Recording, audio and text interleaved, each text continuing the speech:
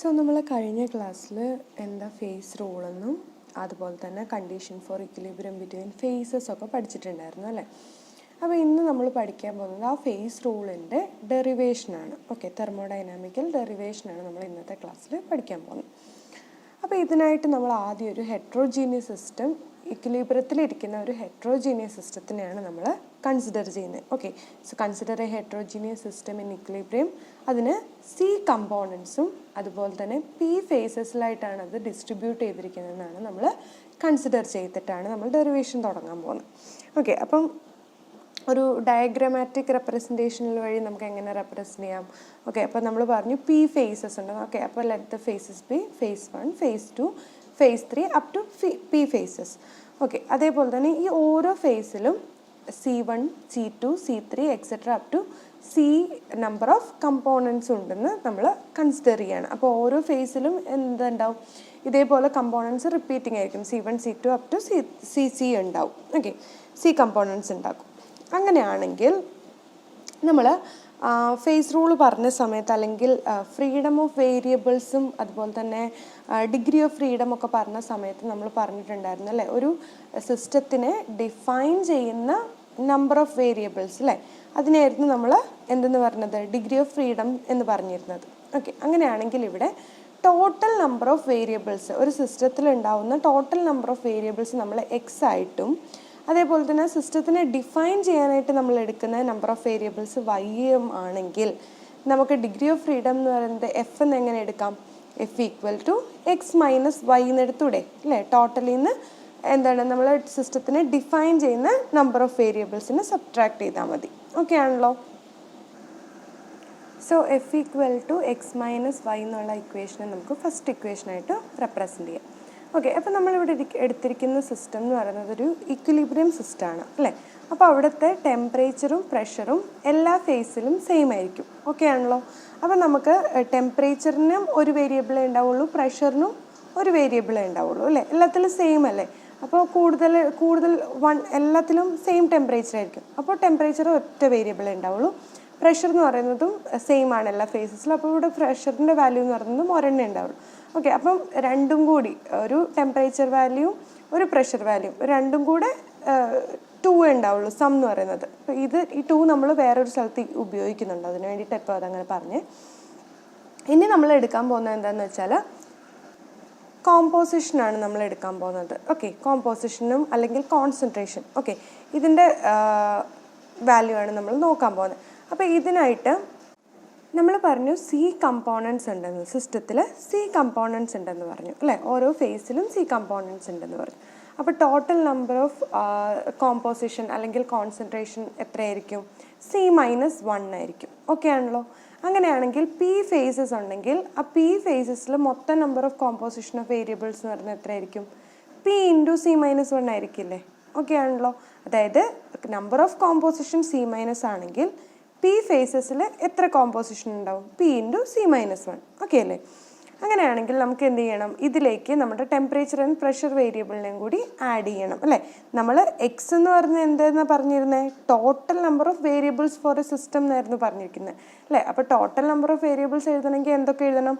പ്രഷറിൻ്റെ എഴുതണം, ടെമ്പറേച്ചറിൻ്റെ എഴുതണം. അത് രണ്ടുമാണ് 2 എന്ന് പറയുന്നത്. ഒന്ന് പ്രഷറിൻ്റെ ഒന്ന് ടെമ്പറേച്ചറിൻ്റെ, ടോട്ടൽ 2. പിന്നെ നമുക്ക് കോൺസെൻട്രേഷൻ്റെ അല്ലെങ്കിൽ കോമ്പോസിഷൻ്റെയും കൂടി എഴുതണം. കോൺസെൻട്രേഷൻ്റെ കോമ്പോസിഷൻ്റെ നമ്മൾ കണ്ടുപിടിച്ചെന്നായിരുന്നു P ഇൻറ്റു C-1 ആയിരുന്നു. അപ്പം എക്സ് എന്ന് പറയുന്നത് എന്താണ്? P into C-1 plus 2. Okay ആയിരുന്നല്ലോ. അപ്പോൾ P ഇൻറ്റു C-1 എന്ന് പറയുന്ന കോമ്പോസിഷൻ, 2 എന്ന് പറയുന്നത് പ്രഷറിൻ്റെയും ടെമ്പറേച്ചറിൻ്റെയാണ്. കൺഫ്യൂസ്ഡ് ആവരുത്. ഓക്കെ, അപ്പോൾ നമുക്ക് തെർമോഡൈനാമിക്കൽ വ്യൂവിലാണ് നമ്മൾ ഈ ഡെറിവേഷൻ സ്റ്റാർട്ട് ചെയ്യുന്നത് അല്ലേ. അപ്പോൾ നമുക്ക് എന്തിൻ്റെ ടേംസിൽ ഇതിനെ റെപ്രസെൻറ്റ് ചെയ്യാം? കെമിക്കൽ പൊട്ടൻഷ്യൽ മ്യൂവിൻ്റെ ടേംസിലായിരിക്കും നമ്മൾ എന്ത് ചെയ്യുന്നത്? തെർമോഡൈനാമിക്കൽ വ്യൂവിൽ നമ്മൾ ഇതിനെ റെപ്രസെൻറ്റ് ചെയ്യുന്നത്. ഓക്കെ, അപ്പം C1 കമ്പോണൻറ്റ് 1ൽ ഫേസ് 1 to Pയിൽ നമുക്കതിനെ എങ്ങനെ റെപ്രസെൻറ്റ് ചെയ്യാം? Mu 1 into 1 equal to mu 1 into 2. ഈ 1, 2 എന്നൊക്കെ പറയുന്നത് ഫേസിനെയാണ്. ഓക്കെ, ഫസ്റ്റ് കമ്പോണൻറ്റിനെ നമ്മൾ ഒന്നാമത്തെ ഫേസ് മുതൽ P ഫേസ് വരെ റെപ്രസെൻറ്റ് ചെയ്യുന്നതാണ് ഉദ്ദേശിക്കുന്നത്. ഓക്കെ, അപ്പോൾ അതുകൊണ്ട് ഇവിടെ ഫസ്റ്റ് കാണിച്ചിരിക്കുന്ന കമ്പോണൻ്റ് എല്ലാം സെയിം ആയിരിക്കും. 1, 1, 1 എന്നുള്ളതൊക്കെ സെയിം ആയിരിക്കും. ഇവിടെ ഫേസ് ആണ് എന്ത് മാറുന്നത് 1 2 അപ് ടു പി ആയിട്ട് മാറുന്നത്. ഓക്കെ, അപ്പോൾ ഇത് കണ്ടിന്യൂസ് ആയിട്ട് സെക്കൻഡ് കമ്പോണൻറ്റിനും തേർഡ് കമ്പോണൻറ്റിനൊക്കെ ഇത് എങ്ങനെ മാറും നമുക്ക് നോക്കാം. ഓക്കെ, അപ്പോൾ സെക്കൻഡ് കമ്പോണൻറ്റ് എങ്ങനെ എഴുതാം? μ2 × 1 equal to μ2 × 2 equal to up to μ2 × P phase വരെ. അതേപോലെ തന്നെ തേർഡ് കമ്പോണൻറ്റ് എങ്ങനെ എഴുതാം?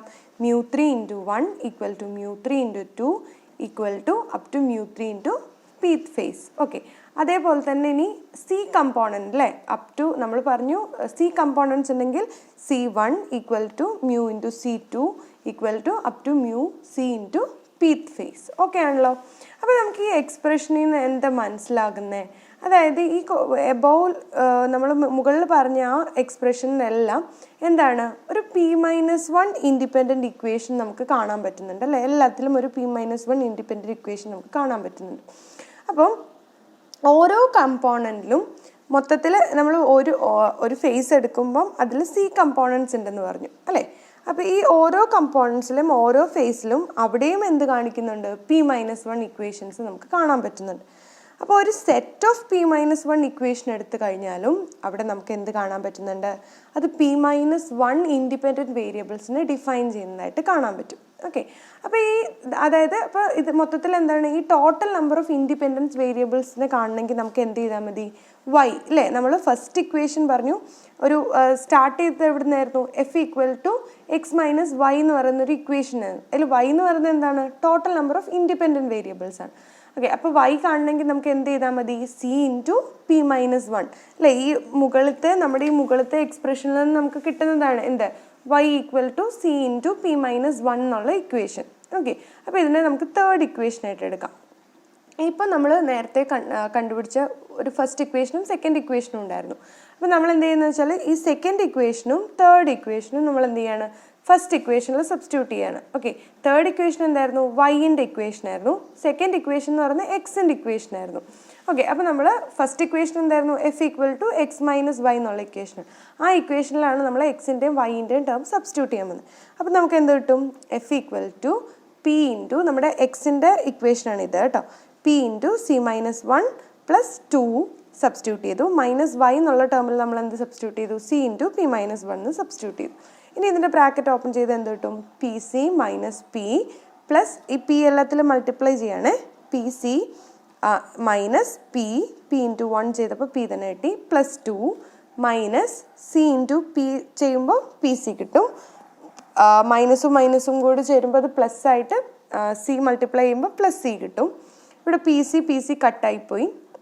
അപ്പോൾ ബാക്കി ഇക്വേഷൻ എന്ത് വന്നു? C മൈനസ് P പ്ലസ് 2 എന്ന് കിട്ടി. അപ്പോൾ ഇതാണ് നമ്മുടെ ഫേസ് റൂൾ. അപ്പോൾ ഇതിൽ നിന്നാണ് നമ്മുടെ ഫേസ് റൂളിൻ്റെ ഇക്വേഷൻ നമുക്ക് ഡിറൈവ് ചെയ്ത് കിട്ടുന്നത്. ഓക്കെ ആണല്ലോ.